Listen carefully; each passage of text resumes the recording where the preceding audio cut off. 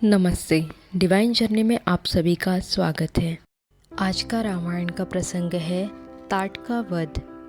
वाल्मीकि रामायण के अनुसार राजा दशरथ के चारों पुत्र जब वेदों के विद्वान, शूरवीर और सभी गुणों से संपन्न हो गए, तब एक दिन ऋषि विश्वामित्र उनके राज दरबार में उपस्थित हुए। राजा ने उन्हें अर्घ्य निवेदन कर उनके शुभ आगमन का उद्देश्य पूछा, साथ ही उसे पूर्ण करने का आश्वासन भी दिया। इस पर ऋषि ने बताया, मैं सिद्धि के लिए एक नियम का अनुष्ठान कर रहा हूँ। इसमें इच्छा अनुसार रूप धारण करने वाले सुबाहु और मारीच नामक दो बलवान राक्षस मांस और रक्त की वर्षा करके विघ्न डाल रहे हैं। अद्यपि मैं स्वयं शाप देकर उन्हें नष्ट कर सकने में समर्थ हूँ, तथापि मैं उन्हें शाप भी नहीं दे सकता, क्योंकि वह नियम ही ऐसा है जिसे आरंभ करने पर किसी को शाप नहीं दिया जाता। अतः उन्हें मारने के लिए मुझे श्री राम को दे दीजिए। इनके अलावा अन्य कोई उन्हें मार नहीं सकता। महर्षि की बात सुनकर राजा को 2 घड़ी के लिए संज्ञा शून्य हो गए। फिर सचेत होकर उन्होंने अनेक प्रकार के बहाने बनाकर उन्हें मना करने का प्रयास किया। राजा दशरथ के ऐसे वचन सुन ऋषि को क्रोधावेश हो आया। वे बोले, पहले वस्तु को देने की प्रतिज्ञा करके अब तुम उसे तोड़ना चाहते हो। प्रतिज्ञा का यह त्याग रघुवंशियों के विनाश का सूचक है। विश्वामित्र को क्रोधाविष्ट देख महर्षि वशिष्ठ ने राजा को अनेक तरह से समझाया। इससे दशरथ का मन प्रसन्न हो गया और उन्होंने खुशी से राम और लक्ष्मण को विश्वामित्र के साथ विदा कर दिया। जब राम और लक्ष्मण महर्षि विश्वामित्र के साथ जा रहे थे, उन्होंने एक भयंकर वन देखा। उसके बारे में पूछने पर ऋषि ने बताया कि इस वन में ही इच्छानुसार रूप धारण करने वाली सुकेतु नाम से प्रसिद्ध यक्ष की पुत्री यक्षिणी ताटका रहती है, जो बुद्धिमान सुंदर की पत्नी है और इंद्र के समान पराक्रमी मारीच नामक राक्षस की माता है। मारीच ऋषि अगस्त्य के शाप से राक्षस हो गया था। ऋषि अगस्त्य के शाप से ही यक्षिणी ताटका नरभक्षिणी राक्षसी हुई थी।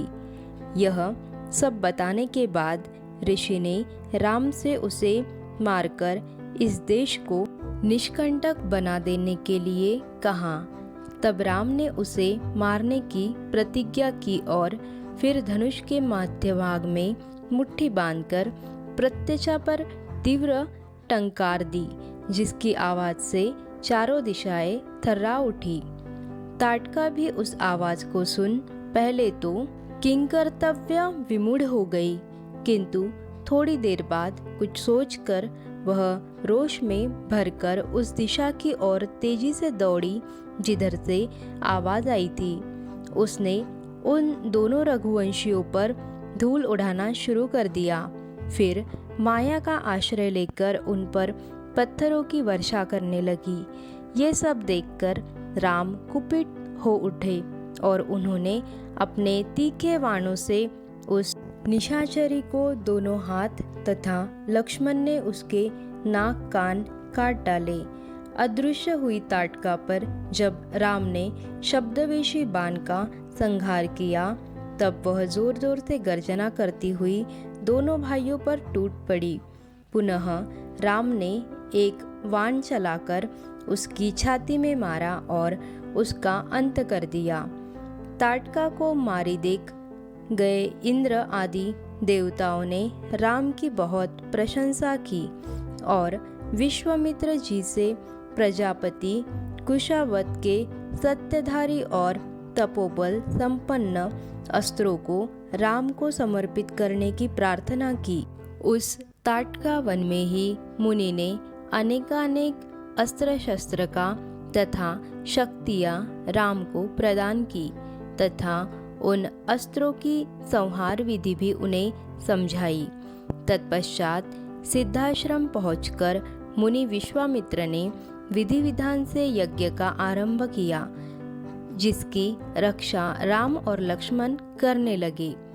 तभी मारीच और सुबाहु नामक राक्षस अपने अनुचरों के साथ सब और अपनी माया फैलाते हुए यज्ञ मंडप की ओर दौड़े आए और रक्त की वर्षा करने लगे। ये देखकर कमल नयन राम ने अपने धनुष पर मानवास्त्र का संधार कर मारीच की छाती पर मारा, जिसके आघात से वह पूरे 100 योजन की दूरी पर समुद्र के जल में जा गिरा और उसके बाद शीघ्र ही आग्नेयास्त्र का संहार कर सुबाहु की छाती पर चलाया, जिसके चलते ही सुबाहु धरती पर गिर पड़ा। आशा करते हैं वीडियो आपको पसंद आया होगा। वीडियो को लाइक, शेयर और सब्सक्राइब करके कमेंट ज़रूर करिएगा।